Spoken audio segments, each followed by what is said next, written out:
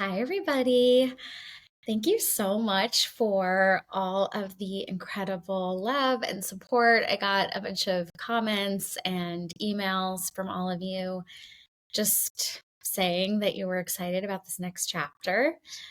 And I just love sharing about it online and everything too. So I just wanted to start today's truth talk just saying thank you.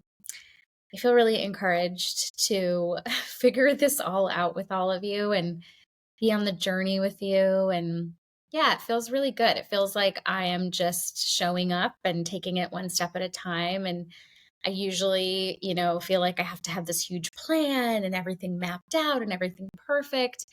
And it's felt really liberating to just know that it'll come through me and it'll be clear as I take steps, and it doesn't have to all be clear right away. So that leads me to today's topic.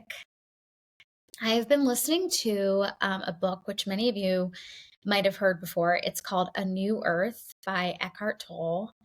And of course, Eckhart Tolle is such a renowned, incredible teacher, author, speaker. And I learned about him so many years ago, probably when Oprah introduced him to all of us.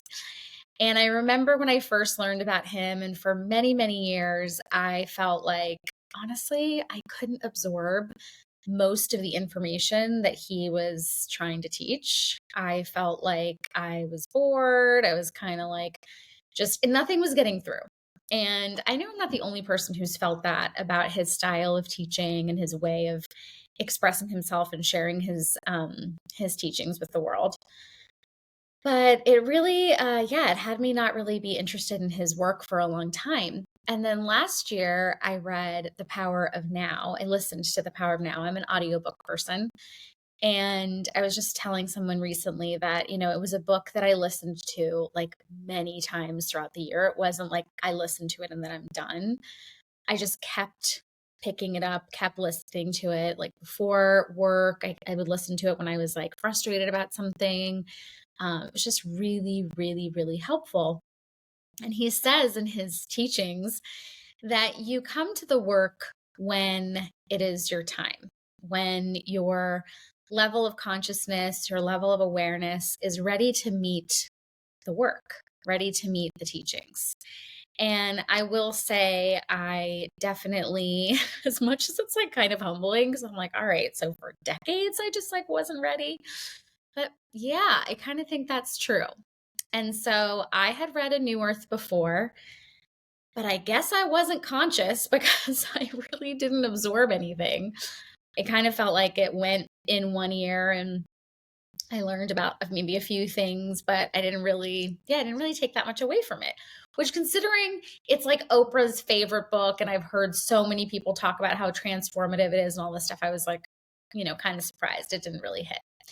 But this time I'm reading it and it is really, really, really having an impact on me.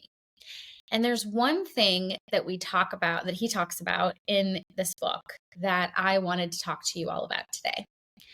And the reason why I wanted to talk to you about it is because I really think in this work that we're going to be doing together, where I'm going to be sharing truths that I've learned in the hopes that you can get closer to your truth, I find that there's some foundational work that we need to do to set ourselves up to really be able to absorb the information that I'm hoping to share.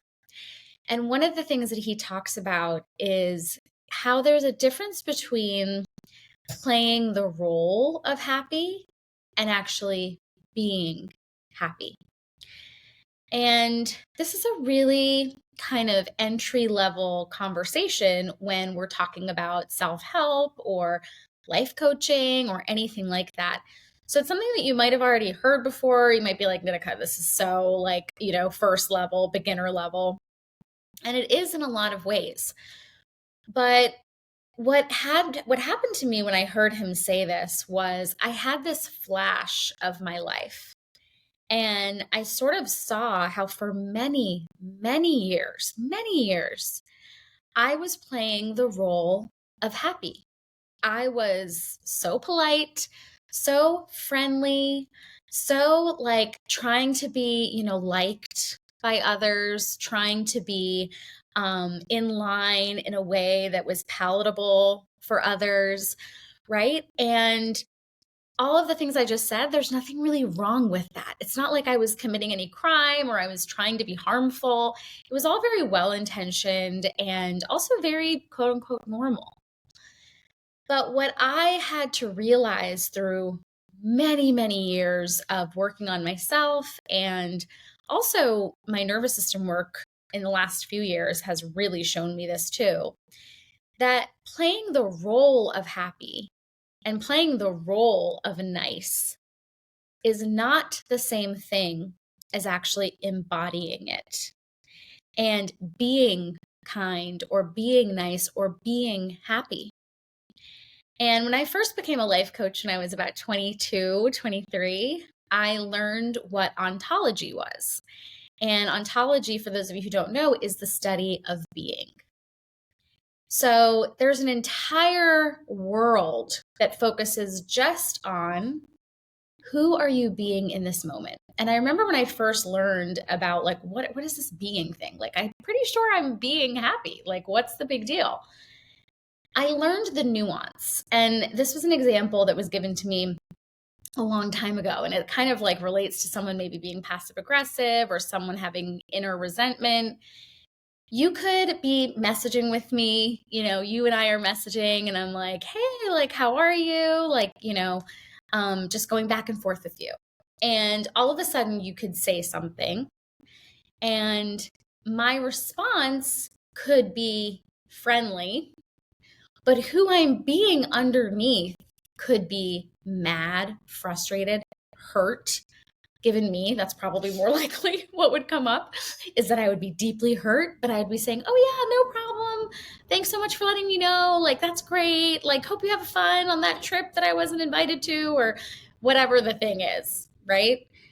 So who I am being is not happy. It's actually deeply hurt. It's actually wounded. It's actually offended.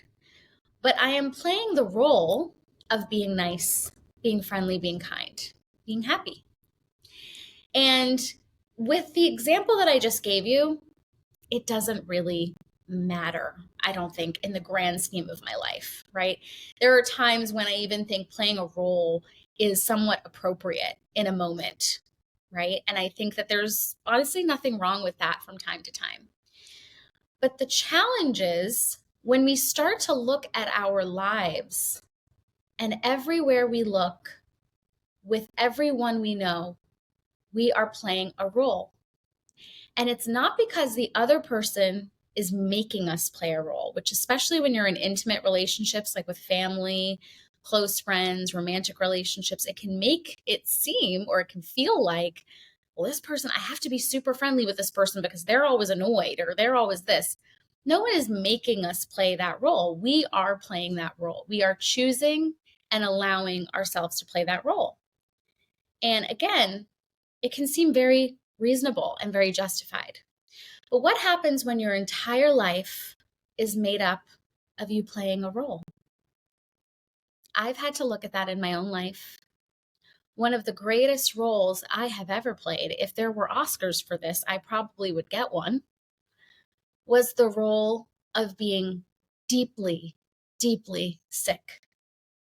And that doesn't mean that my body wasn't going through illness, because it absolutely was.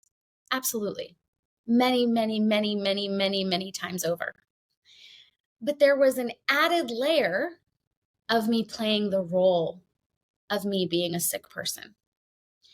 Now, I'm just going to be really honest with you. In me telling you this right now, I'm really allowing things to come through me. I'm really allowing myself to be open and just like meet whatever comes up.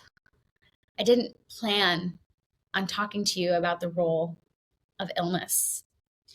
So we're going to dive into that more in other conversations because I feel like that's a really big, kind of hairy, scary topic to talk about.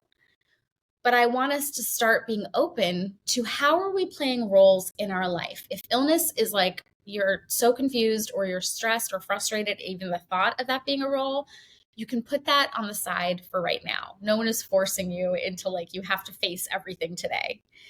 But maybe there are smaller ways, like the next time you text your best friend who's kind of been getting on your nerves for the last, 6 months or whatever, you can kind of look at, am I actually being nice, or am I just playing nice? Am I just playing a role? And again, as I said, this matters because it starts to like seep into every single thing that is going on in your life. And when you play a role in every area of your life, you're not actually being in your life. And the things that you are aiming to achieve, like that joy and that abundance and that happiness, they are much more out of reach because you are still playing a role in all of these ways. And I found that one of the things I was thinking about, and this is the last thing I'll say about playing a role, is the reason why it struck me so much is because I have found, for all these reasons I shared, but also I have found that I used to be much, much more unhappy. And that was another role that I was playing, to be honest. But it was an experience where someone would text me, I'd get an email about something, maybe I'd just walk outside and feel something, experience something. And all of a sudden, my mood shifted. I was unhappy. I was frustrated. I was sad. I was disappointed all of a sudden.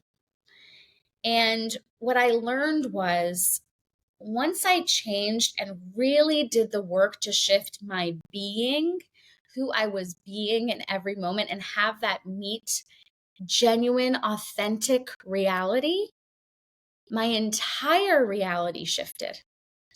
But the challenge is people talk about this. They talk about manifestation. They talk about saying affirmations. They talk about positivity, all these things, right?